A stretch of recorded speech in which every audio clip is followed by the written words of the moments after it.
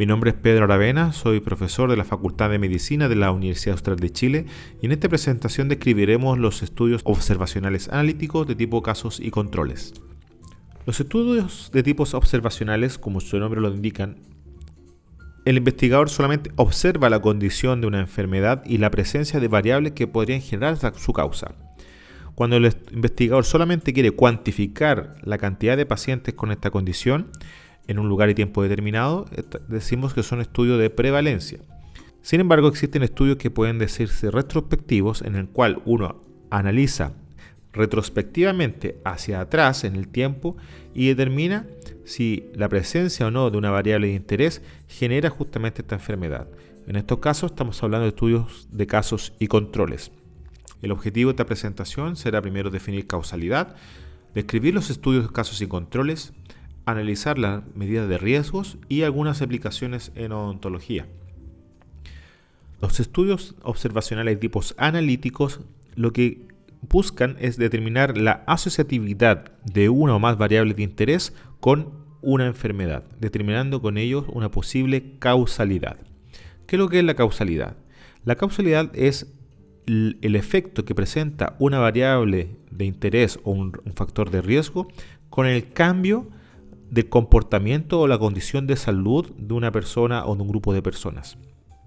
Es por eso que podemos determinar como variable independiente aquel factor de riesgo o condición que va a generar un cambio en la condición de estado de salud o de normalidad de una persona para generar con ellos una condición o enfermedad. Esta se define como variable dependiente.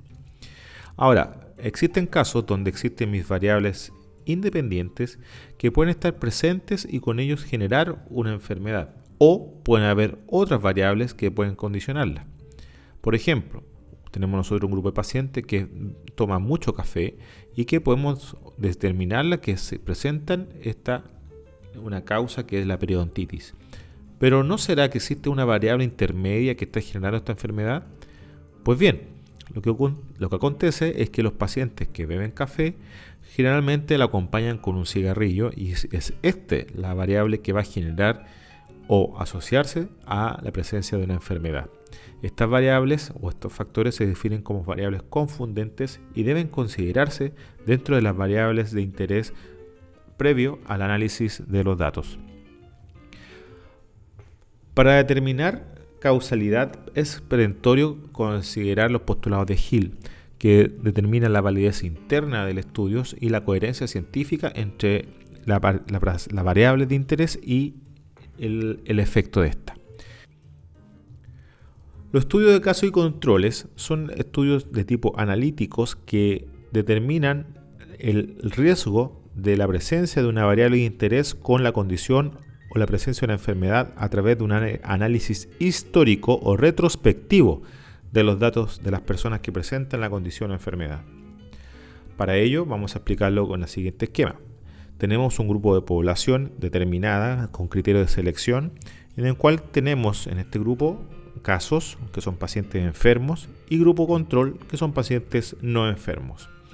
Y a partir de ellos analizamos retrospectivamente en el tiempo cuál de estos grupo caso y grupo control estuvieron expuestos a un factor de riesgo y con ello vamos a determinar la asociatividad entre la presencia del factor de riesgo y mi enfermedad, estableciendo con ello de análisis estadístico la probabilidad de riesgo.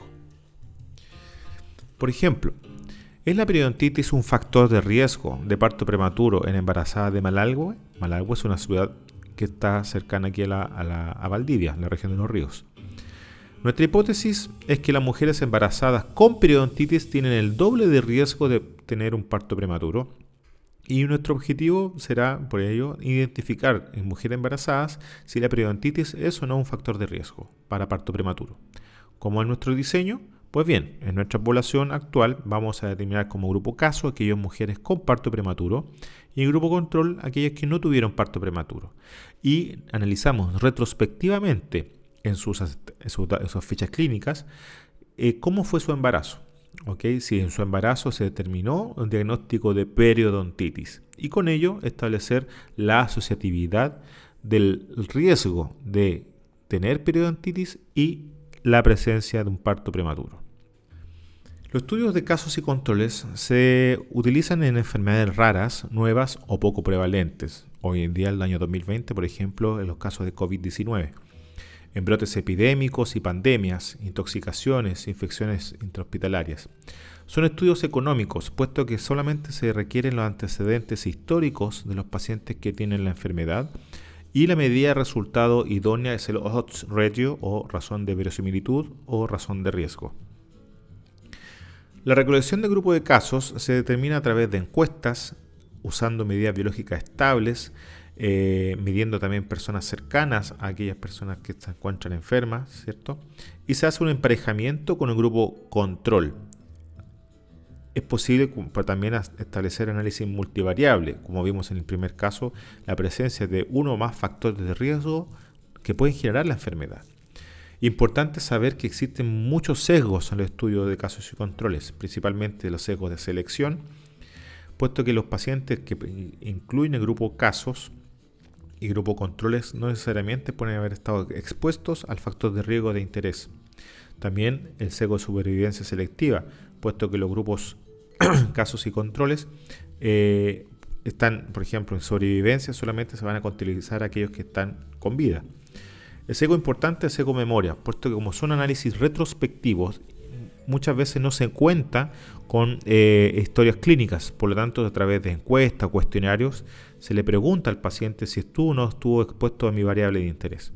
Y también sesgo del entrevistador, puesto que hay ocasiones que el investigador, para obtener asociatividad de la presencia del factor de riesgo y la enfermedad, tiende a dirigir la entrevista o el cuestionario, ¿cierto?, para que la persona responda de forma positiva de esta presencia del factor de riesgo y la enfermedad. ¿Cómo se calcula el odds ratio? Para ello es importante primero saber la asociación entre mi presencia de variable de interés o variable independiente con la presencia de mi condición de enfermedad determinada como variable dependiente. Para ello establecemos siempre en estudios analíticos la presencia de una hipótesis. ¿Existe asociación entre mi variable de exposición y mi variable de respuesta? Y nuestra hipótesis nula será que no existe asociación, y mi hipótesis alternativa es que sí existe asociación. Por ello, si nosotros llevamos el ejemplo de las embarazadas, determinamos la pregunta de investigación. ¿Es la periodontitis crónica en mujeres embarazadas un factor de riesgo de parto prematuro? Mi hipótesis nula es que la periodontitis no produce parto prematuro o no está asociada, y mi hipótesis alternativa es que sí. Con ellos nosotros hacemos un cuadro 2x2 o un cuadro de contingencia y podemos ver la proporción de mujeres que tuvieron parto prematuro con periodontitis, representados por la letra A, y aquellos casos sin parto prematuros pero que tuvieron periodontitis. El odds ratio o razón de verosimilitud se calcula multiplicando, ¿cierto?, mi razón de presencia de la enfermedad con mi condición versus no, y con ello establecemos la probabilidad de que mi factor de riesgo esté asociado a mi condición o enfermedad. Por ejemplo, si nosotros llevamos estos valores a un número hipotético, podemos calcular mi razón de riesgo y con ello el odds ratio, estableciendo, por ejemplo, en este caso, un odds ratio de 11,8. ¿Cómo se interpreta este número? De la siguiente forma: se interpreta la cantidad de veces en que el factor de riesgo es probabilidad de generar mi condición o enfermedad. En este caso, existe 11,8 veces más probabilidad de riesgo de parto prematuro en madres que hayan tenido periodontitis. El odds ratio, como un valor de probabilidad del factor de riesgo a la enfermedad, se interpreta tanto por su valor como por el rango que se ubican en su intervalo de confianza. Cuando el valor del odds ratio y los intervalos de confianza es sobre 1, indican que el factor de riesgo está con una alta probabilidad de generar la enfermedad. Cuando el odds ratio es igual a 1 o su intervalo de confianza están en un rango menor a 1 o sobre 1, se determina como una variable de no efecto.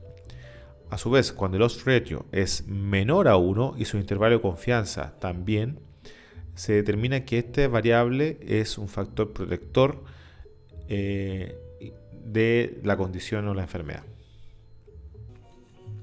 Ejemplo de literatura, podemos observar publicado en el año 2020 sobre la asociación que existe entre un COVID-19 positivo y pérdida aguda del olfato, ¿cierto? Y el gusto, diagnosticados este COVID-19 con test de PCR.